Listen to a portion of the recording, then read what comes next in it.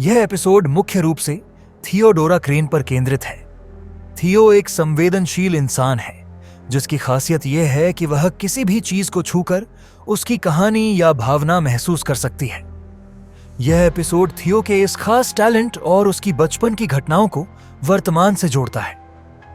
Episode की शुरुआत थियो की वर्तमान जिंदगी से होती है।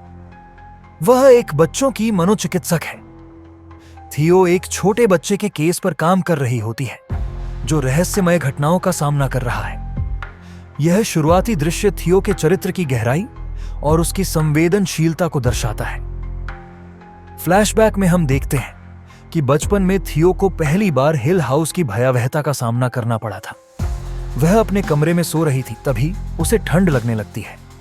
अचानक उसे महसूस होता है कि कोई उसे छू रहा है। यह थियो की पहली सुपरनैचुरल मुठभेड़ थी जिसने उसकी संवेदनशीलता को और भी बढ़ा दिया। वर्तमान में थियो एक केस हैंडल कर रही है। वह एक बच्चे की समस्या को समझने के लिए उसके घर जाती है। जब थियो बच्चे के कमरे में कुछ चीजों को छूती है तो उसे अजीब और डरावने विजन आते हैं। इस फ्रेम में थियो की शक्ति का विस्तार से चित्रण किया गया है। दर्शकों को यह समझ में आता है कि वह स्पर्श के माध्यम से चीजों की सच्चाई को जान सकती है। थियो और उसकी बहनें हिल हाउस में सोने की कोशिश कर रही हैं, लेकिन रात में अजीब घटनाएं होती रहती हैं। एक रात थियो को नींद में महसूस होता है कि किसी ने उसका हाथ पकड़ लिया है। वह जागती है और देखती है कि उसके पास कोई नहीं है। इस दृश्य में हिल हाउस की अलौकिक शक्तियों का संकेत मिलता है।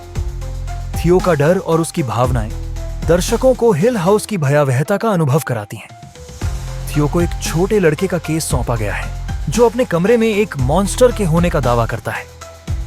थियो उस घर में जाती है और जब वह लड़के के बिस्तर को छूती है तो उसे भयानक विजन आते हैं। उसे महसूस होता है कि लड़का सच बोल रहा है। थियो की संवेदनशीलता के कारण उसे सच्चाई का पता चलता है, लेकिन यह भी दिखाया जाता है कि उसके लिए यह अनुभव कितना कष्टदायक है। फ्लैशबैक में थियो तहखाने में एक छिपा हुआ कमरा खोजती है। जब वह कमरे के अंदर जाती है तो उसे बहुत ठंड लगती है और भयावह छवियां दिखाई देती हैं। यह तहखाना कई रहस्यों को छुपाए हुए है। यह दृश्य हिल हाउस के रहस्यमय और खतरनाक कमरों को उजागर करता है। थियो का डर और उसके अनुभव दर्शकों को हिल हाउस की सच्चाई के करीब ले जाते हैं। थियो का वर्तमान और अतीत दोनों ही उसके ऊपर हावी हो रहे हैं। वह अपने अनुभवों से परेशान है और यह सोच रही है कि हिल हाउस ने उनके परिवार के साथ क्या किया। वह अकेलेपन और डर से जूझ रही है।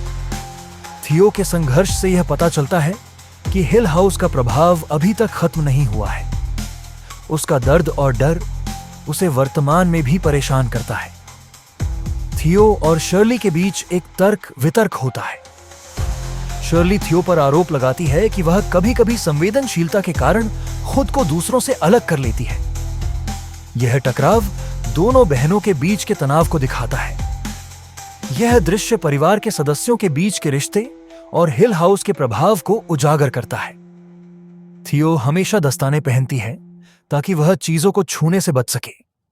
अंत में यह दिखाया जाता है कि थियो का यह डर कितना गहरा है। दस्ताने का प्रतीक यह दर्शाता है कि थियो अपने अतीत और अपनी शक्ति से कितना परेशान है।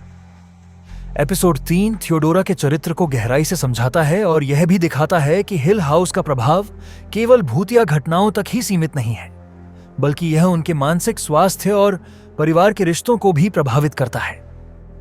थियो की संवेदनशीलता और उसका मानसिक संघर्ष दर्शकों को एक गहरे डर और पीड़ा का अनुभव कराता है।